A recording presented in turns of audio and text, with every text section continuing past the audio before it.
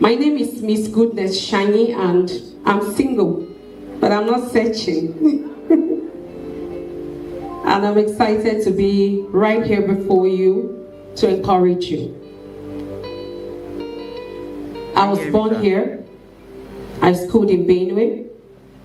I learned my skill in Benue. And at some point, I had to travel to other places to acquire more knowledge. Started my business right here. I freelanced as a tailor right here. And moved from my first shop, which was my house, my family house, under a mango tree, at a place known as Apeh.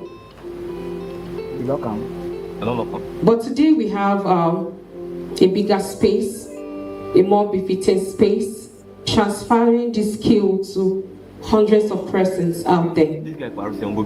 And there are times when we have to do it for free. I love this skill at the point where I lost my parents. I've been an orphan for 19 years. You may find yourself in a situation like mine or worse, and you'll be wondering where to start from.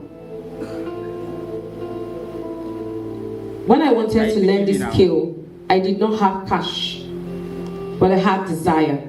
I had passion. I wanted to do something with my hands.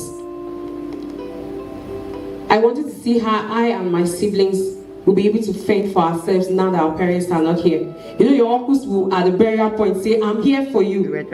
Run to me. I'm going to support you." Just know you have yourself and you have God. Okay, so and if you believe in yourself and you become your first cheerleader, you become your first motivation, you're going to go places. I approached someone and I said I wanted to learn this skill. I want to be a tailor. And she said, "You have to pay. We don't teach this skill for free." I looked at myself, looked at my elder brother, looked at my younger siblings, and there was no kobo anywhere. I walked up to a neighbor who was running a mama put restaurant, and I said, "I want to work for you for like 1 week. How much are you going to pay me?" She told me she was going to give me 10,000, and then she was going to be giving me a meal every day. I went for it. I didn't have passion for the restaurant, for going to be a mama put seller, but I needed something to do to raise an amount of money. I raised that 10,000 naira, and I started selling soya milk, this hot soya milk in the evening in front of the house. And then I enrolled in a daily savings. Now, there are times when you feel your 100 naira, your 200 naira cannot be saved. There is power in those petty savings. I started saving, and I told the woman that I want this money to get to this point before you give me. So no matter the pressure that I come with, please do not give me this money. I want to do something with it. So when the money got to that point, in fact, there were several times when I would go to her and she would say, "You gave me an instruction and I want you to be helped." Now when you have this desire to do something, God plants people that will fuel that desire for you. And that woman was one of them. She helped me keep my money. I had to pay for my tuition twice. I would trek from Apeh to Yokaka Street every day. I'll be the first student. I'll be the one to open the shop. I'll be the one to clean up. Those that had tea fair will be so late and will always be punished. Now I had to wake up 4 a.m., fix breakfast for my siblings, start trekking. So I will start calculating, I need so minutes to be here, and I'll be there. I still continue doing my ceramic business every evening, so I'll be able to put up with my practicals while I was learning that skill. After about 2 months into the skill, my boss got married and she had to leave. She did not refund, not a dime. So I was all back to the level that I started, but at least I had learned for 2 months, and I was taking that very seriously. At that point, I could even sew some things. For 2 months, I could. I now walked up to the owner of Zebra Fashion House, which was then at BIPC quarters, opposite Former Hospital. I then told her that I started learning this skill. My boss is married, she has relocated, and I will want to continue. Now there was this deal. Her husband went in with me. You work for us. You'll be learning on the job, but we will not pay you. I took it. I was working as a secretary in that fashion house, and instead of being paid, I was learning the skill.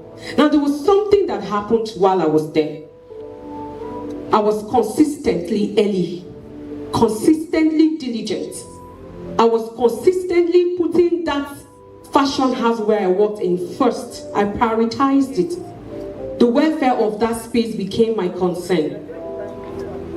My boss noticed it, and after 2 months, they started paying me. Now you find yourself working in spaces and you feel, I'm just working for these people. They talk to me anyhow. They raise their voices at me. And then the well-being and the welfare of that place where you work will not be your priority. I want you to come out of that shell. How can I hear you? Because for every action that you do, people take note. Yes, we are recording too. They watch you. And before you know it, that man that looks like a pharaoh starts rewarding you. I moved from there. After I finished learning, I went to take a job in a pharmacy. I worked for a year. I raised capital, got my first sewing machine. I started sewing at home. People watched. People came to patronize. Some came to patronize and wanted me to do this key for free. I said no. At least you have to pay something. I started building, I started saving. Sometimes I would travel all the way to Oyo just to sit down under other persons, other fashion designers, to learn the business of the skill that I do. It is one thing to have the skill. It is one thing to know how to market it. The business of the skill is important for you. You may be a very good tailor. You may sew better than some of us, but we understand the business of the skill. And we are moving with it. Recently, I registered for Yayim Summit. Some persons felt that was crazy. You just lost your grandmother. You should rest after the burial. 2 days after the burial, I was on my way to Abuja. Some persons, this summit is happening here. They just need 200 naira to be here. They are not here. I transported myself to Abuja. I sat there. I won a grant of 500,000 right there. I still won the voting direct sewing machine right there. I think I'm the only one that carried 2 things home. And when Miss Lord Vidoko saw me, she said, you came all the way from Makurdi. I said, yes. And when it was a day to pick my machine, they told us in the night. Before 11, I was in Abuja. She was like, how did you do it? I made sure I was at Benue Links by 6 a.m. and I was in the first vehicle. Now you have to sacrifice. You have to pay a price to get knowledge. Because that's the major capital that you need. It is awareness. It is knowledge. Now that you're here, do not fix your eyes on the money. Fix your mind on the knowledge that will stay with you forever. There are NGOs that we partner with. I didn't walk up to them. They've been observing me. They've been watching me. My landlord owns one. Some people feel, he's so difficult. Goodness, you have stayed with Dr. Ayaban for how many years? You can actually manage this man. He has observed certain things. Even up till now, I am not over familiar with anybody.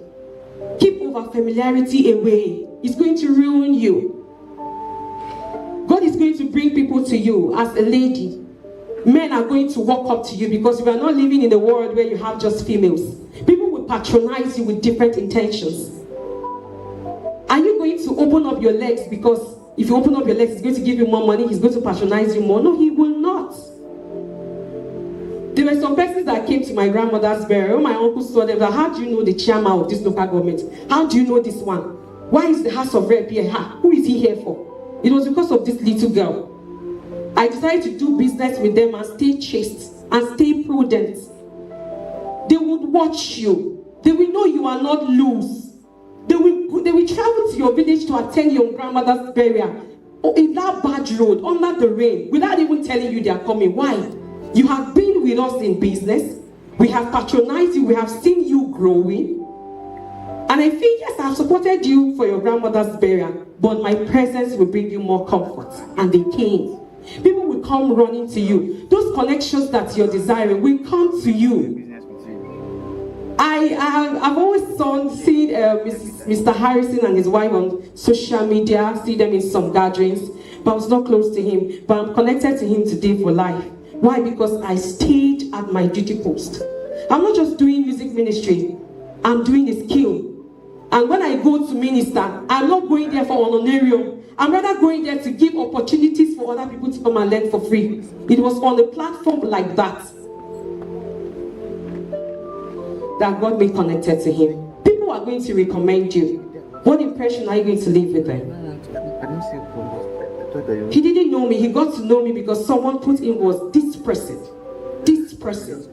When I registered for Benue Men Fashion Week, I think Jamal was not expecting what he saw. There's so much we are doing.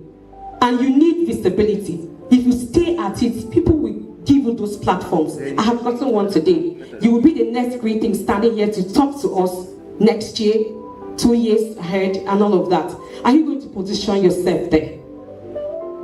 Are you going to say, I don't have the capital, but I can go and work in another job? I was doing other jobs, but I had somewhere. I had a picture of where I was going to. You need to draft a picture of where you're going to. And soon, you will look back, you will not be where you used to be. You will be moving forward and you will be the next great thing. People will sit to listen to you. People will sit to pick words from you. I don't know if you are encouraged. Are you? But I am the next great thing. And there is nothing limitations can do about it. There is nothing the Benue community can do about it. They may say Benue is rigid, Benue is tough.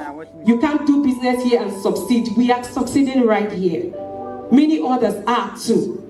So those fears about Benue entrepreneurship environment, come out of it. You are the next great thing. Thank you.